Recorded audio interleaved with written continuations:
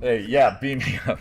I'm Scotty. I'm an alcoholic, and it's nice microphone. It's good to be here. Welcome, you guys. Anyone who's new. Yeah, I am alumni here, and Earl, that kicked ass. That was great. I love our stories. I do. I truly do. We come from I don't know.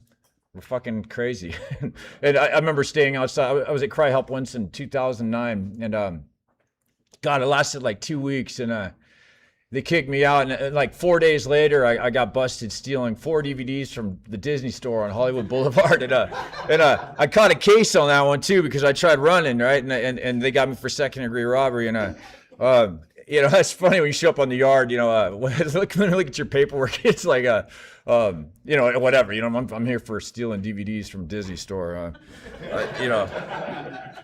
I'm not a glamorous drug user. I'm an addict too. And if I say sober, fuck, I do AA, but I'm a fucking dope fiend full on to it. But I'm a full on drunk too. You know what I mean? Whatever. I'll do anything, man. It started very young. And my sobriety date is July 14th of 2024. That's thanks. Yeah.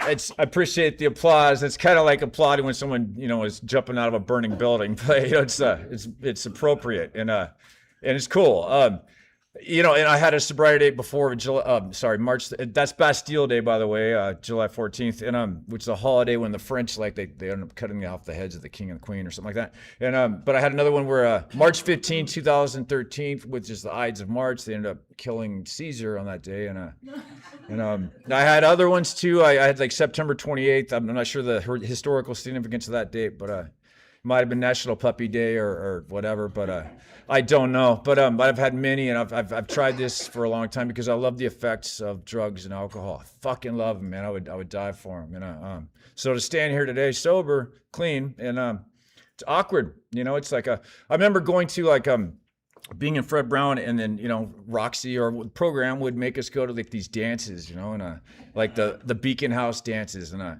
you'd always see like the Beacon House dudes dancing with each other, because they kind of like it, they couldn't fraternize with the girls and all the other whatever. And the Fred Browns we're kind of like free to do whatever, and then like the Christmas songs and that Roxy was fond of, or maybe still is, I'm not sure, and then that song, I want to know what love is. And some of y'all are familiar with that, I take it. I remember coming in and hearing people, like hearing that song, going, God, and then seeing people cry, after graduating, and just like what, like my reasoning at the time, or my thinking at the time was like, what a fucking lame, you know what I mean? And then graduating and crying too, and being so grateful to be alive, and God, it's so good to be alive. It's so good to be clean. I'm from Seattle originally, and I grew up fucked up perception from the get-go. I loved alcoholic family. I moved around a bunch before that. Born in Texas, just everywhere. And by the time I was 7, I settled in Seattle. And from the I did good in school, but I was one of those guys that I wasn't cool with being in honors or anything. I wanted to be I didn't want to be looked at as a dork, you see all these rich people now, like, they're, they were the ones in honors or whatever. But I was totally cool, like being in the principal's office, and I liked that attention. And so I guess you could say I was insecure from the get-go, and I was also fond of like Cheech and Chong, I love that shit, and before I'd even smoked weed, I was a fan, I knew about the rockers and the stoners and those types, and I liked that I wanted to be one of those dudes, and then of course the music too, like rock and roll. I remember when like Bon Scott died from AC/DC. He had he died in a car, but anybody who died from a drug overdose, Jimi Hendrix and all these cats in the 60s, and the jazz dudes before. I mean, of course I wasn't hip to jazz then, but like the dudes before then who were like into heroin and all that, I was like, fuck, that's kind of cool. And then later came punk rock and all that other shit, they're like Darby Crash, Sid Vicious, whatever. So I looked up to all these people, and so I had a fucked up perception, before I'd even smoked any weed or done any drugs, I was smoking parsley and doing lines of like baking soda, you know what I mean? I was like, I was trying to fit the role, before I'd even. I liked the image associated with it, and it totally worked for me. And then but the time I smoked some weed finally, I was in the 6th grade, and It was under a bush, I got quite familiar with bushes later in life, but the feeling I got from it was like, fuck, this is it, man. This is so good. I loved it. I loved the feeling produced, um, and I lived for that. Basically, after that, you know what I mean. I was like, I was in school, all that shit, but what school was like, whatever, man, and I wasn't a big fan of of going to class or whatever, you know what I mean? So I'd be dropping classes and just getting stoned and whatever, and skateboarding, right around that time I was living in Seattle. We moved to the east side. My mom split. She came down to California, left me with my dad, and I hate Zoom, and yeah, I moved to the east side of Seattle in the suburbs, right? And I didn't fit in. I was like this rocker kid, and everyone over there is like they basically got money, and they're like kind of preppy, and out there is like it was just fucked up. I don't want to get too much into it, but sexual abuse was part of my story when I go out there, and right around that time I got into punk rock, and I found like it fucking fit me, man. It was like like these people were like I hung out on the street called the Ave in Seattle. It was kind of like Hollywood Boulevard up there, right? And there's like where all these outcasts would hang out, and the people hanging out on the street then were like, there were a lot of Vietnam vets still, they were like, hanging out, a lot of Native American cats out there, and a lot of banging out there too, up on the upside, so it was like people selling crack up the street, and down below is like all the heroin addicts and, the dope fiends and shit, and the punk rock crowd, and so all these kids that I'm hanging out with are fucked up like me, and where back then it was like in the 80s, it was punk rock was very like, it's very outcast, man. Like you had a mohawk, you're fighting people, everybody fucking hated you. The black dudes called us skinheads, the cops fucking hated us, the jocks hated us, like skinheads hated us. It was all about just everybody fucking hated each other. But there was like a unity there, and like it's kind of, I mean, not amongst them, but we had to be united amongst each other, with each other. You know what I mean? Like but whatever. It was just, it's funny to like say that now, like there's a touch of nostalgia to it, but really ultimately I was a scared kid, and I found the group that accepted me, but I got into skateboarding heavily, and it became like my identity, my passion. It was my first love, and besides drugs, but I'd go skate and like go hit a pool or some shit, and I looked forward to partying after skating, just as much as I did as like hitting a new pool or whatever that I'm skating. I mean? It's like, and it was like, I stuck a needle in my arm when I was 15 years old. I shot some coke, right? And I'm hanging out with my friends like the day after, and I didn't do much. I remember like I didn't do like a blast, you know what I mean? Like later, but I remember like I felt it a little bit, but that track mark kind of like, the whole thing with like trying to have this image of whatever. And I'm showing that track mark to my friends, and like, dude, you're fucking crazy, man. What do you why are you shooting up? What's going on with you? And I kind of like that attention too. And it's like, I just wanted to be perceived as like something more than what I was. I was never comfortable with myself, and that's a scary thing. It's a fucked up thing, is when you're not like cool with yourself. And I get it, but at the same time, it's like, I don't know, when it limits you, limited me, it's at least. So drugs, obviously they, along with skateboarding, punk rock, and all that shit, it was like, traveling a lot, doing whatever, and I was up in Canada. It was like the summer of '94, and I got my first habit. I was to heroin. That was my real drug of choice, and I'm up there, and things are great. I ended up kicking up there, and then I come back to Seattle, and from then on, I was just like, once the beast had like fully sank its like hooks in me, I was like, that was it, and I was in and out of the county jail, and all the hospitals, the detoxes. I mean, countless fucking times, and I took to I'd always been a thief, but I really took to thieving when I got my habit, and I became a full-on booster. I was boosting musical equipment. At the time, it was like there's a lot of musical shit going on in Seattle, and still is, whatever. But I'd steal guitars from like Guitar Center, Musician's Friend, all these like shops, and I'd walk in and put this guitar down I'd walk in with a limp, like this premeditated like thought process going on behind the theft, and and I'd walk out of the store, put the body is like snug against my, my torso or whatever, the stomach, and I'd limp out of these stores, and I'd sell these guitars, and I did this all the time, and I wasn't like just a music guy either. I'd steal razors or whatever else, you know what I mean, to rip off dope dealers, and whatever, and um, it's strange. I remember one time I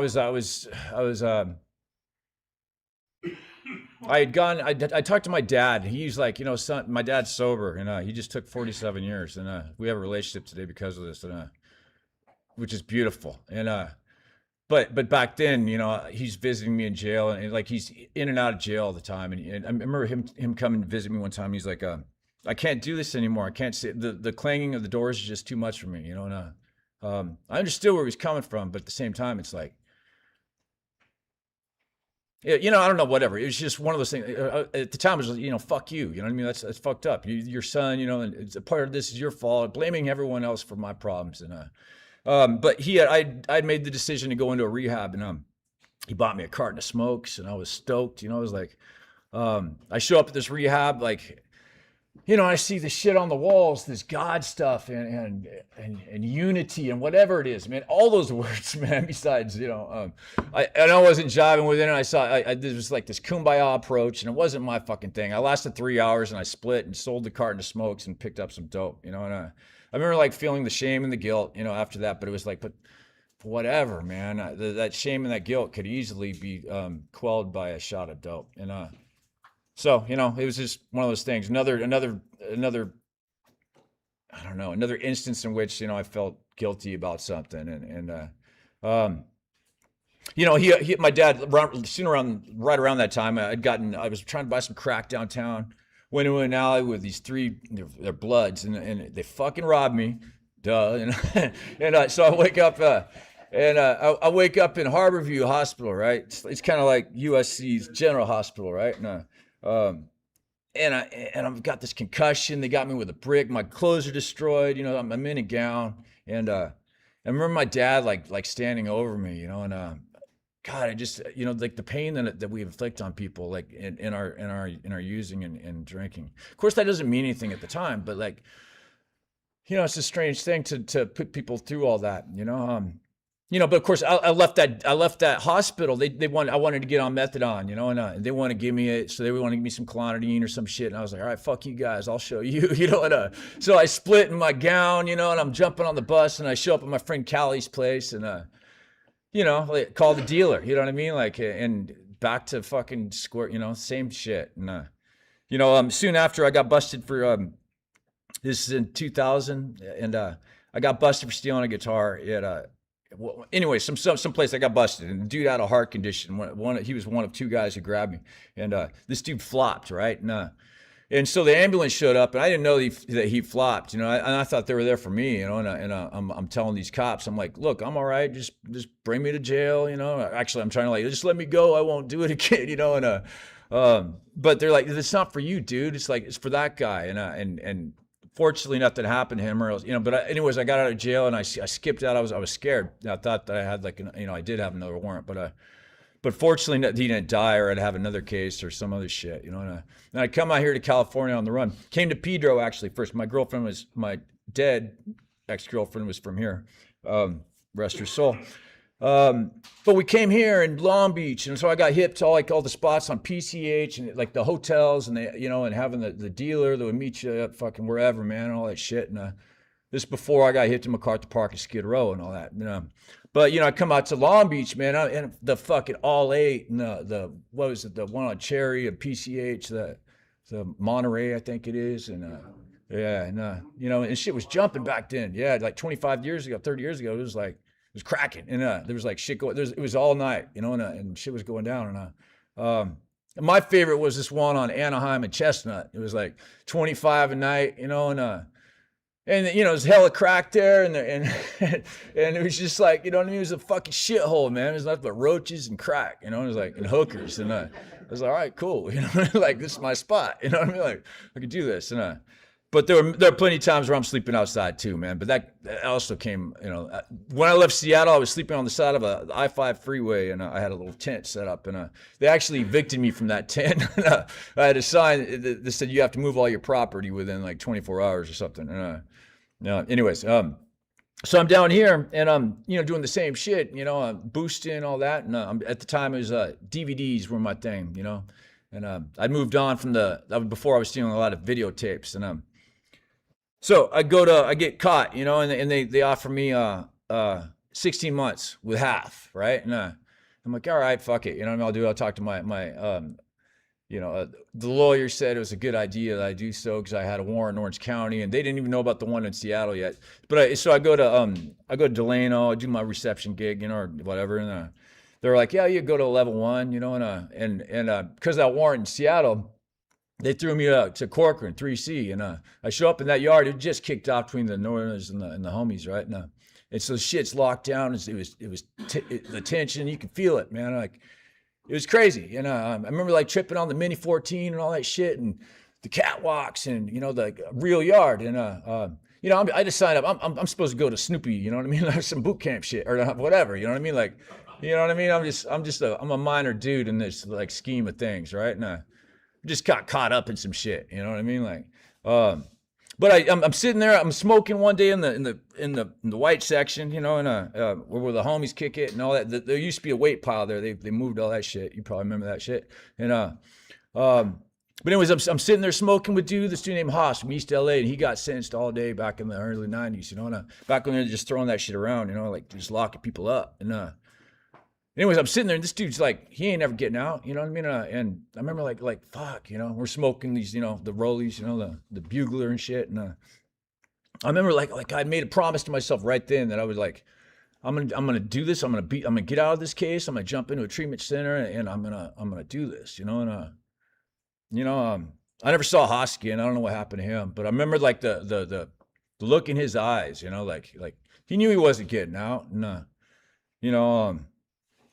I don't know, but anyways, I paroled, and I jumped to this program in Long Beach, and I lasted a couple months, and but without a program, I was kind of I'm screwed. I'm destined to get loaded again, and at least I am. You know what I mean? And so I got caught up, did a little violation. They put me to Chino, and I came out. Then I came to Fred Brown the first time, and yeah, it's a trip coming in here, and I wasn't one of those guys who was like, exactly, I got loaded, I went and picked up some dope, and came in here high. I didn't have a habit, but I came here loaded. I remember my counselor was a dude named Mike, and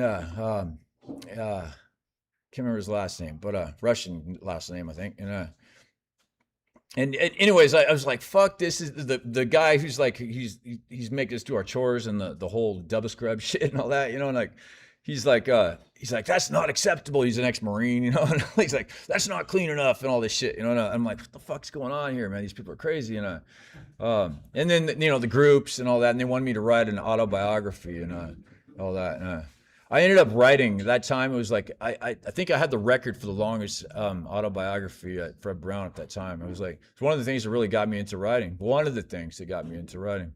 And Axelrod, was that his last name? Yeah.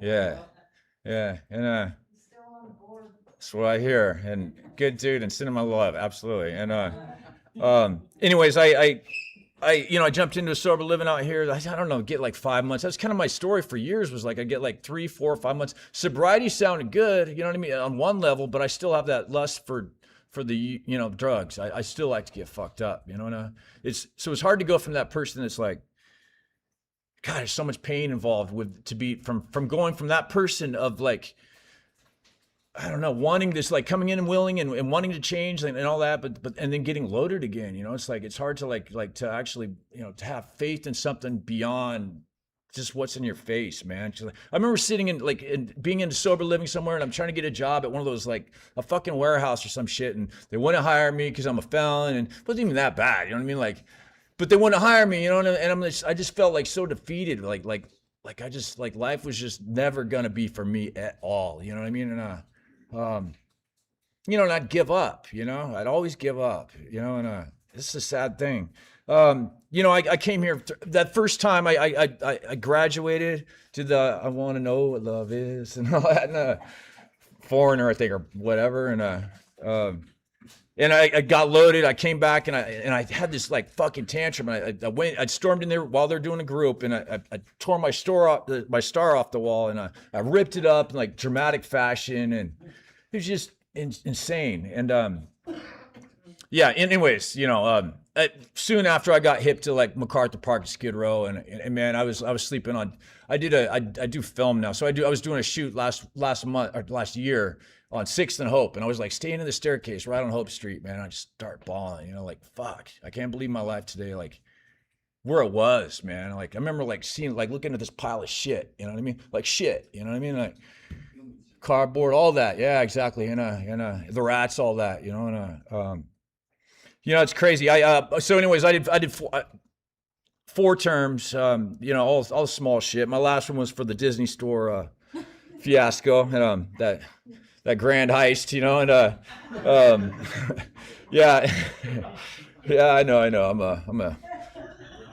I shoot for the moon, I gotta tell you, what can I say?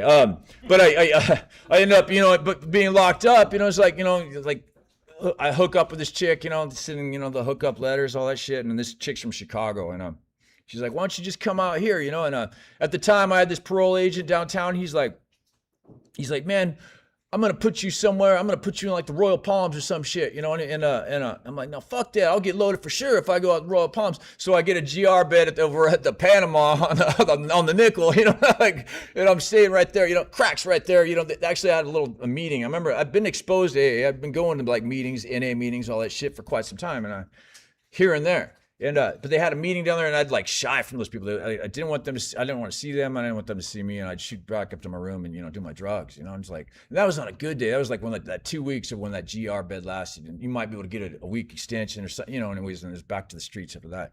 But anyways, I skipped out after with this chick, and I go out to Chicago, and at first everything's great. I'm just drinking. I'm drinking and taking some pills here and there, maybe some cocaine here and there. And partying, right? And worked out good for a bit, but then I learned about the dope on the west side and blows, they called it, and I'm buying different, totally different scene, man. And out here it's like out there you got like neighborhood, it's like different shit. Like, people are still banging all that shit, but there'd be like gangs like hanging out on one corner, like right across the street. There's like dudes like hanging out from a different gang. They're cool as long as like you ain't fucking around. You know what I mean? Like, and I'm speaking generally. This isn't at all like because this is a fucking crazy town, but anyways, just different than out here, because I never seen no shit like that in LA. I was like, because people were like out here, I knew like you don't even come close to other neighborhoods and all that, and whatever.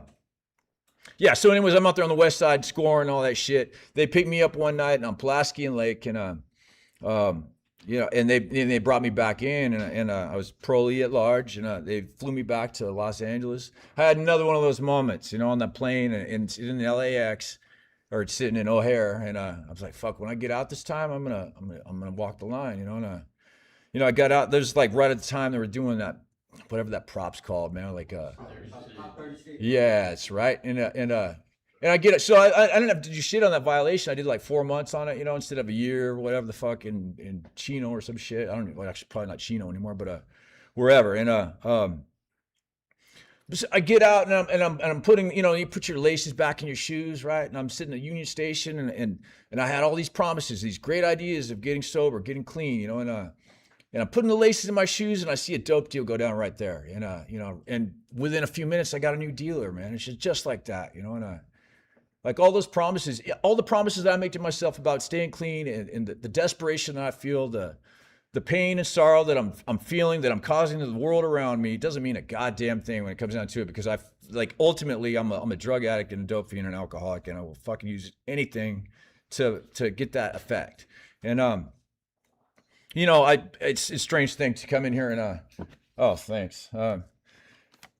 This isn't spiked or anything, is it? All right.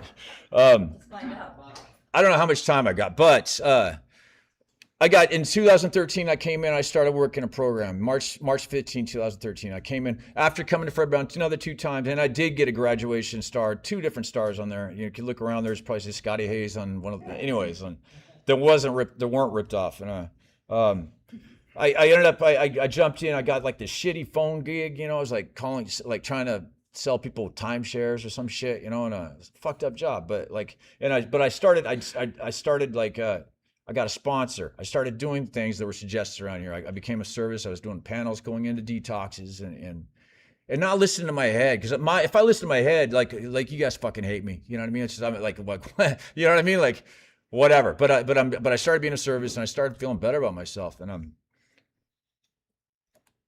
life got good. I was working at a rehab in Orange County, and had a book published right when COVID hit, and my first book, and it's it was a hell of an accomplishment for me, and I decided to party, I decided to reward myself on accomplishing such a feat by taking a couple Norco. It was during a book release party, and during Zoom, everything was like locked down then, and so I took these Norco, to feel better, because ultimately I'm an insecure person if I'm not working a program. And that's what happens. Like the first 5 years or so, I'm solid with my program, and then it starts slipping. I'm working at a rehab. I don't need to program. I don't need to do this and that, and this and that. I'm not looking at myself and my actions and everything else. And I got loaded, and it got bad. You know what I mean? Like from then, like I'd done fentanyl a couple times before. When I'm scoring it from like some ravers or some shit. You know what I mean? It was very like it was an exclusive drug back then, in the early 2000s. But now it's like fucking everywhere, and the meth too, and God, so I'm doing all this shit, like trying to stay sober, trying to get sober, and having a hard time, and July 14th of 2024, I gave up this last time, and so I jumped in. I was like, I still had some Suboxone. I'd kick this little habit, and I'm taking this Suboxone, and I didn't want to give it up. And I called my friend Renee, who I'd met in Seattle, and Renee and Callie, and I met these guys in Seattle, and I see them down here in Hollywood at a meeting, and quite some years ago, and they're both sober, and they're still sober to say. Renee just took 22, 24 years, something like that, and Callie's about the same, and I call Renee, and he's like, and he didn't like, people like anyone who has to like, who forces shit down your throat in this program, be wary of them, because this is a program of suggestion. It really is. And I mean, we suggest some things that you should probably do, but at the same time, it's a program of suggestion, man. Like, I'm not, my belief, my take on whatever 12 steps in A and whatever else. But he's like, you should just quit taking them, because you have to kick them anyways, unless you want to stay hooked, you want a Suboxone habit, and I just thought about it. I was like, all right, fuck it. I'll just get the kick over with now. And I did, and that's my date. And, it's weird. And I got back involved with for me, Alcoholics Anonymous. I go to some NA meetings too. It don't matter to me, man, and whatever. But some people get hooked on the language, or, fired up over language and whatever else. But I don't know. I need something to change the way I feel without a program, and my life is pretty fucking good. I never saw it. I always thought was like, if I was lucky, I'd be playing like, I might play like some shitty prison band, or be like Creed covers or something on a yard, a fucked up yard, like maybe, you know what I mean? And I've actually tried to make that the band, and they're like, they got some other guy who could play Creed better than me or whatever, you know what I mean? So I don't make the band, or whatever, and like, that was I remember this guy coming in. He was in, it was a New Corker, and it was my third term, and I was at that drug yard, Sad F or whatever it's called, and this dude from that movie Blue Lagoon, was that it? Brooke Shields? Yeah, and he's like some guy. He's like, he's never done anything else, whatever. And that's cool, and whatever. But he comes in. He's like, and he's sober, and he had this pitch and all this, and he's like, man, sobriety has changed my life, and blah blah blah. And I wasn't hearing him because I just assumed he was like some guy coming from privilege and whatever else. The ideas that I have in my mind about I can totally like come up with an idea that a preconceived notion based on some bullshit that I formulate that comes up in my mind that says that I'm different from you. You don't know how I've had it. You know what I mean? So you couldn't possibly like live the same way as me. You know what I mean? Like when that's I'm closing myself off to the world when I do that. I'm closing myself off to love, which is the best feeling. At that time in Corcoran, I was a few years before I'd been at another treatment center, and there was like a film crew there, right? And they're shooting some shit, and there was a lot of footage of me on it for some reason, whatever. And so like like the pre-release classes, remember those things? And I'm talking just Earl here, but I'm sure all y'all remember that shit. But I'm in this pre-release, this drug video, right? And it was shot in Santa Monica, and they're like, oh, dude, are you an actor or some shit? And I'm like, nah, man. And it was just one of those things, like a rehab fucking video, and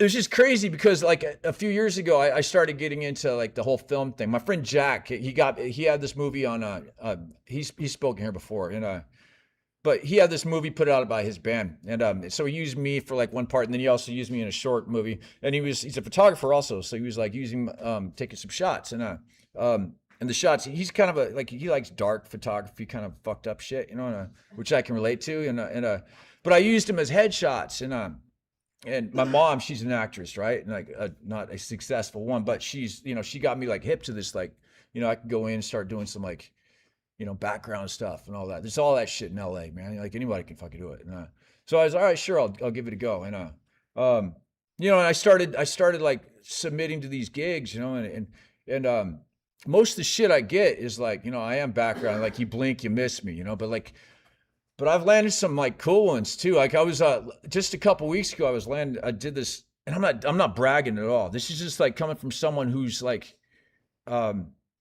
sat in the same fucking seats, man. The same shit all the way, all 100%. You know what I mean? I'm a dope fiend that can't fucking stop. And but I'm a cop in this fucking shoot, right? No, yeah, that in itself is fucking, that rules, man. I'd almost pay for that to be a cop. You know what I mean? Like I hate cops, but whatever. I'm just saying, like, to come from like to be a cop, it's like, that's just crazy to me, And I'm like, it's this show, Prison Break, right? And they're doing a reboot of it, and I remember being in Corcoran, they wouldn't even let us watch it because it was like, they said, yo, you might learn something from, or some shit. You know what I mean? Like, I forget, they were real tight with like what they let you watch. And but anyways, I'm this cop, and I'm passing this note to the actor, and I'm like I'm featured background. You know what I mean? Whatever. It's like to an actor, that's like, fuck, oh, whatever, that sucks, man. You don't even have a line. You know what I mean? But like, and last week I did this video with this. I was a cop again, like an Old West cop for Shabuzi, and that was like a good paying gig. I had to drive a long ways to do it, and that dude's like on top of the world right now. It's like, for a dope fiend to do some shit like that, it's like, it's just fucking crazy, And another one, I'll tell you another one, is like, I was working. It was a photography shoot, actually. They were shooting stills, and it was with it's a race car, Richard Petty, and yeah, and they drive, and and another dude from San Diego, I can't remember his name, but famous dude too. He'd won a shitload of trophies, and like Cindy Crawford, all these people, right? And like, and I'm just like, I'm like I'm featured background again. They like whoever the director was like, all right, we'll use this guy, and I'm like shooting the shit with fucking motherfucking 43 or whatever his number was, Richard Petty. And like, I remember seeing that guy when I was a kid, with his hat and his, and we're talking about moonshine and shit, and like, just fucking could have missed it all. And, and it was a shoot that was like, it was the director, he wanted to be shot during like sunrise and sunset, like very specific hours. And so I had a lot of time to kill. I was, okay, so I'll go hit an AA meeting over in Lancaster, right? And on the way there, I'm driving. I put it in the the address in my Google and shit. And I'm driving by, and it takes me right past Lancaster Prison. And my last time in reception was at Lancaster. And then they shot me to some other shitty yard, But I'm sitting there, and I start fucking bawling, man. And just, it's amazing that, like, and it's like, could have missed it all. You know what I mean? I remember like being on that yard, just going, fuck, I just wanted to get out and get that $200 gate money, go straight down, get a clean UA, some good idea, that I've got, like, I'll give a clean UA to my fucking agent, and then get loaded, you know what I mean? Or maybe not even see my agent, just put the running shoes on, get loaded, you know what I mean? Always get loaded. And,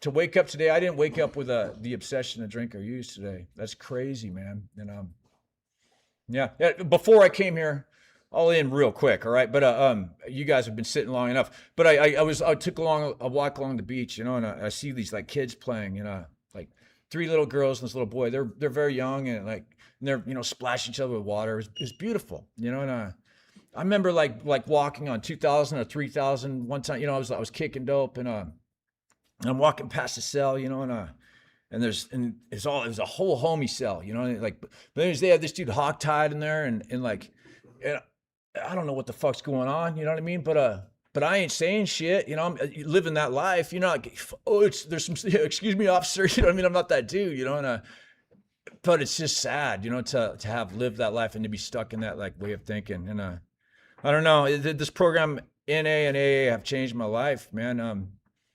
If you struggle with it, I get it. I totally get like it sucks being subjected to classes all day long. It's hard, and then your own whatever else we have in our lives going on outside of here, or the pain that we've caused other people, and the loss that that we've gone through, and but I don't know. Like it's also beautiful that like we're amongst others who have gone through the same shit and desire to live a productive, meaningful life. And without the 12 steps, I wouldn't have that. And I encourage you to join the fellowship and be part of this. Thank you.